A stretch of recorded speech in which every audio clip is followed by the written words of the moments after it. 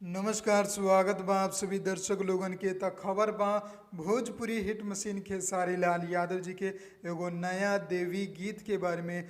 जोना गीत के नाम बा माथा पर दुपट्टा धके नाचो ए सनम। जी हाँ, जोना के अखिलेश कश्यप जी लिखले बाड़े, श्याम सुंदर आदिशक्ति म्यूजिक देले बाड़े और खेसारी लाल यादव जी के साथे अंतरा सिंह प्रियंका ई गाना के गौले बाड़ी।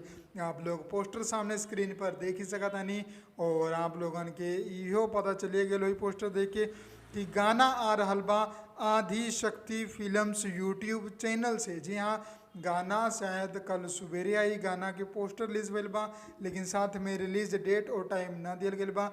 लेकिन आप लोग जानबे करेनी आदि शक्ति की बात कि उ गाना रिलीज होके से एक दिन पहले ही पोस्टर रिलीज करेली। तो हो सकता बिहान गाना रिलीज होको, अगर हो से लेट हुई चाहे और कोनो डेट हुई तो वो आप लोगन के हम नीचे कमेंट बॉक्स में लिख देम। जैसे ही हमें पता चली आप लोग चेक करते रहम। बाकी ये खबर आप लोगन के कैसा लागल, ये पोस्टर आप लोगन के कैसा लागल जरूर बताएं। हम मिलम आप लोगन के अगला वीडियो में। तब तक खातिर आप लोग ये वीडियो को ज़्यादा से ज़्यादा शेयर करी और हमनी के चैनल के सब्सक्राइब ना कैले बानी तो कल ही सारा खबर आप लोगन के पर मिले वाला बा। बस आप लोग सब्सक्राइब करके बेल आइकन दबा के ऑल नोटिफिकेशन ऑन कर दें। मिलब अगला वीडियो में, तब तक खातिर जय हिंद, जय भोजपुरी, प्रणाम।